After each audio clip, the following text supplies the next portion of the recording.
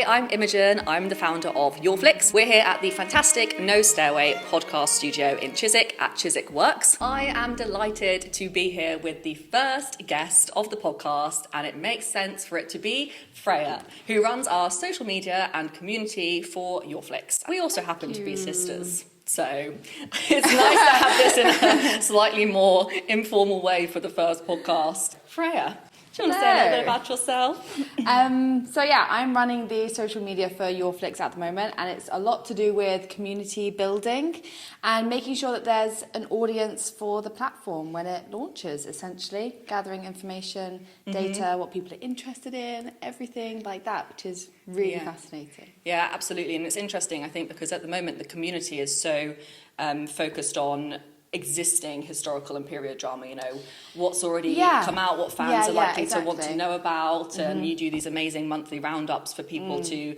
be aware of historical and period drama that's coming out on existing platforms, which is something I get asked about a lot. It's like, oh, well, how are you doing social media? How are you building an audience community if you don't actually have a platform yet? And obviously we're launching it in August, but at the moment it's to do with getting engaged and giving people an opportunity to find out about us and our interests and the shows that we enjoy watching. Yeah, and seeing if it's the same as other people, because obviously, like, a lot, I get paranoid that I'm, like, putting out the same thing, because obviously, like, it's a lot to do with my own taste, because it's just, like, sometimes off the top of my head, I'm like, oh, what period dramas give off an autumn vibe? So I'm always like, wait, is everybody else, like, getting these films and these series? Am I giving away some really niche tastes here? Or? But it's interesting, because it's, like, the things we grew up with are a lot of the time what people react to the most. Yeah, I think there's definitely this sense of like nostalgia with historical and period drama. Like people like the new shiny things. Obviously, there's some amazing high-end production value series and films coming out in this genre, but people, I think, still gravitate towards the old school, you know, Jane Austen adaptations and the ones that, like you say, the shows that we grew up with. I was thinking about this on the way here actually, because I've been making a series of reels, which are like this or that. So old version versus new version, like Little Women, like the 1994 versus the 2018. What was the other one? Emma, the Emma one. And I was just kind of like watching it back, like, damn, so good. I want to watch these films. I feel like it'd be really nice to speak about Yoreflix as a brand as well. I get asked questions about Yoreflix all the time. I don't know about you, but the first one I get asked is, what does Yoreflix mean? Where did Yoreflix come from? And I think you've been in these conversations where it almost becomes a competition. I tell people this story all the time, but if I'm in a meeting with two people and I'm pitching the idea of Yoreflix for the first time, then normally I get asked, by at least one person, what does Yoreflix mean? Where did the name come from? And I explain that it's a play on words, and there's an element of it that is the days of yore. That's why I always tell people, if anyone's ever like, Yoreflix, I'm like, days of yore, and they're like, oh yeah. But I think it's so funny, because some people either pretend to know what that means, and you can see it in their eyes if they're like, oh, of course, but really like... Do you know what? I feel like it's one of those funny things where it's like, even if you don't completely know what you mean, it's kind of like feels familiar.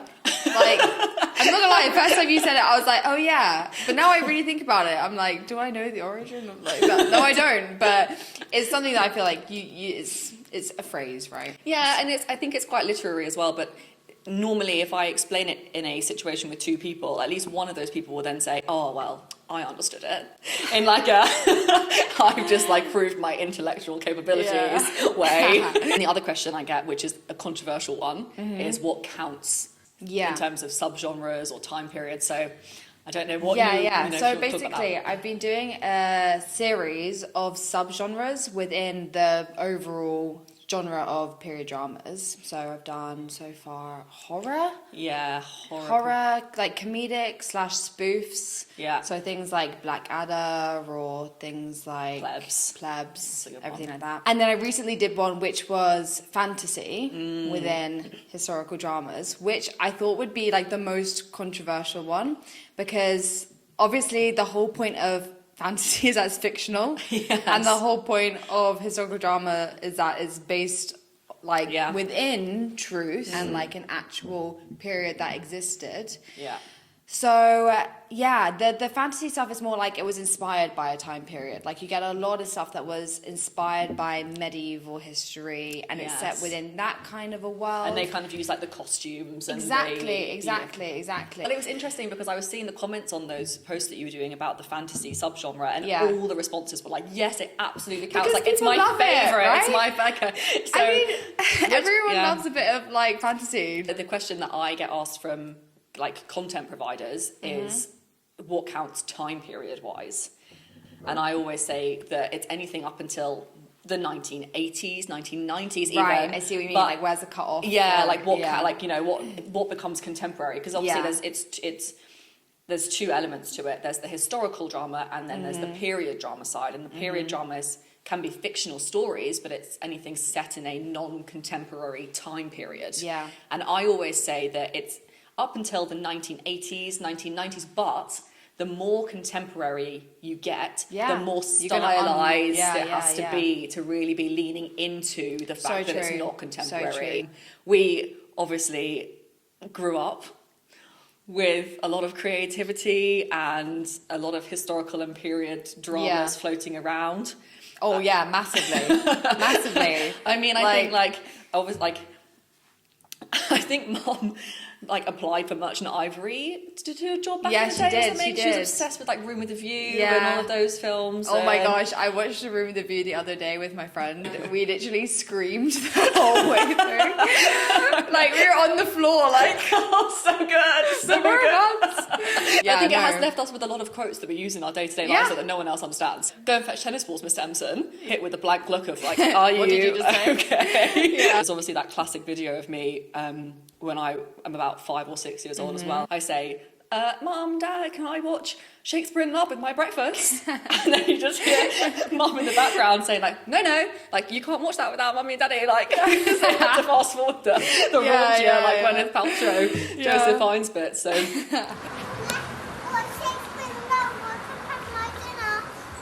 No, you have to watch Shakespeare in Love with Mummy, darling.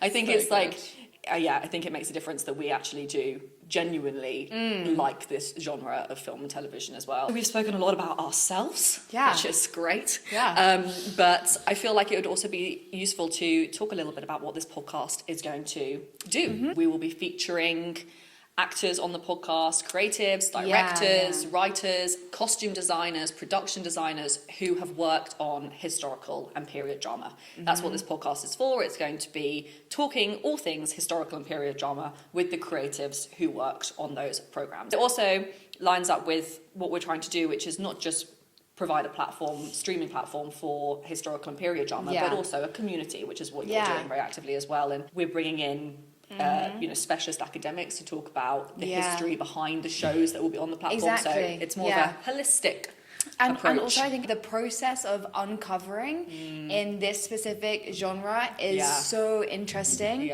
which is why it's kind of worthwhile getting to speak to the creatives involved. Yeah, you're so right, because they're the people that would have been delving into those stories and unpacking it and then figuring out how to aesthetically portray it, as well as all the intricacies of behind the scenes that happen in film and television as well.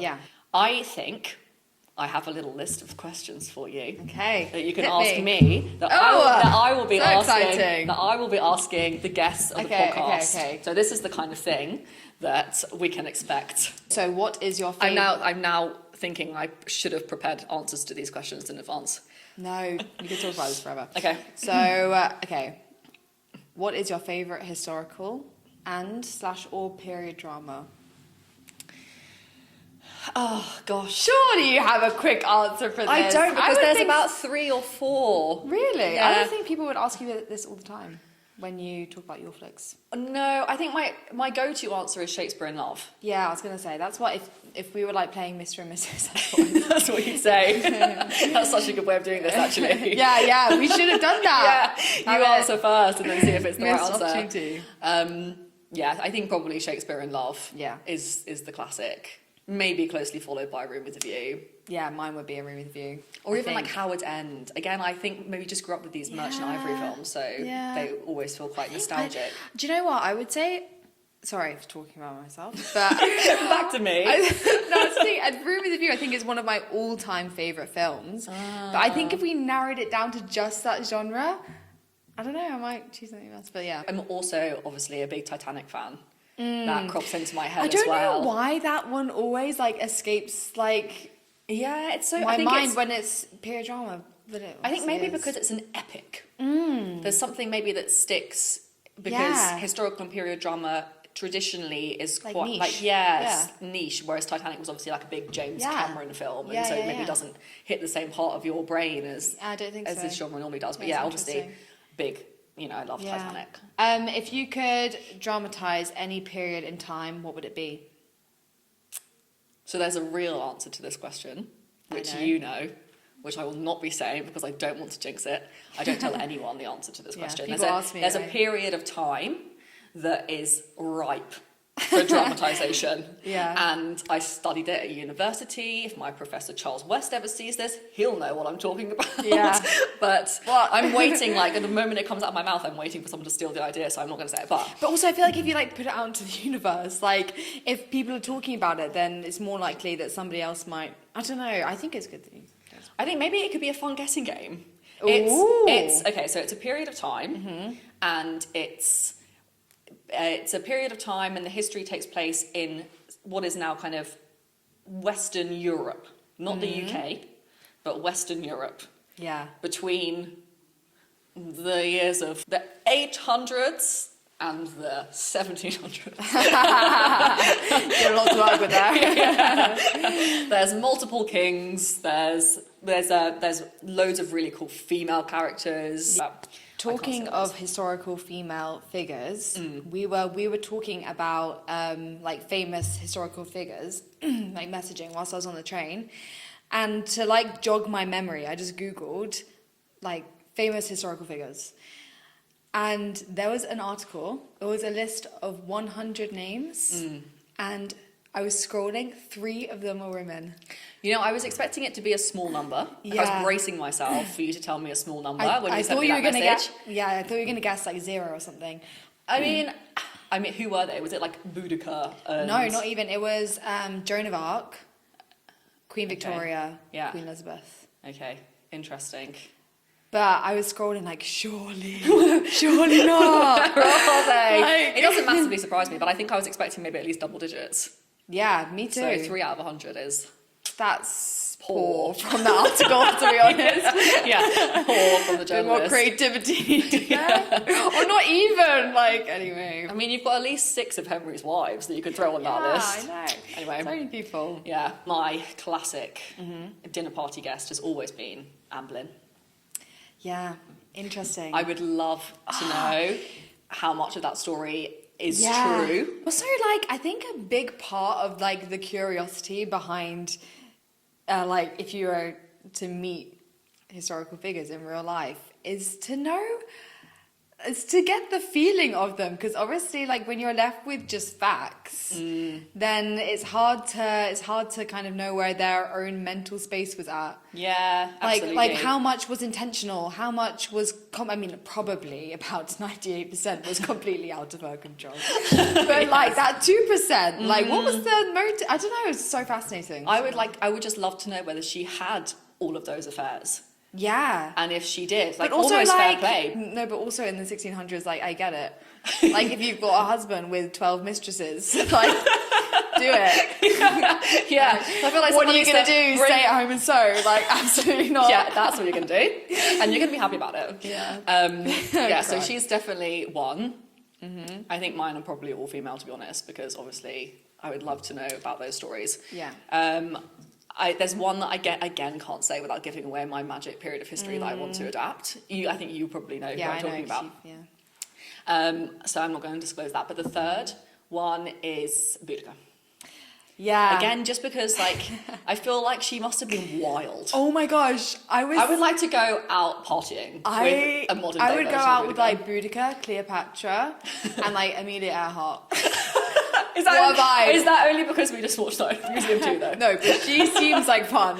Yeah. Do you know what I mean? I mean, she flew over the Atlantic in like a prop plane, basically. So Probably, she's wild. Yeah, probably also pretty wild. Yeah, exactly. Like, basically we've gone for all this maybe slightly chaotic people. But actually, I think I wouldn't have those people at my dinner party. I just want, like, I was thinking about like incredible women, like Catherine the Great. But in reality, she's probably like a terrifying Russian woman.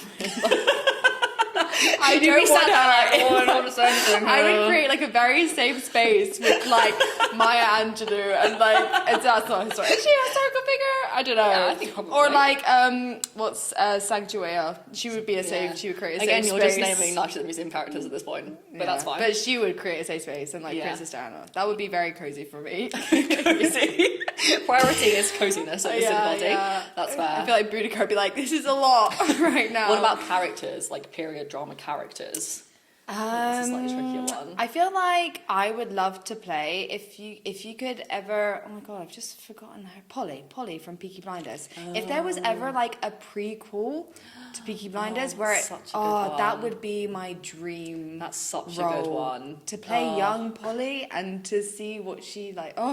I feel like that would be so much pressure though as well. Like obviously because Helena Corey is like it's just unspeakably amazing, but. Just because I think it's because of what she created that makes would make me want to. Yeah, I guess like as an actor as well, there's different characters that would be super juicy. Honestly, I think because also because of how much women went through history, I think there's something really fun to play with as an actor when someone like justifiably wreaks havoc as a revenge. So I feel like anything to do with that, I would be on board with, like Cersei Lannister vibes. Interesting. But you've come at it from a playing point of view. For me, it's just like, who would I want to be? Probably not even young Polly, because I feel like she probably went through some stuff as well. No. Definitely no one from Game of Thrones. Also controversial. Well, no, I just meant vibes. No, I get you. I feel like maybe a Jane Austen character.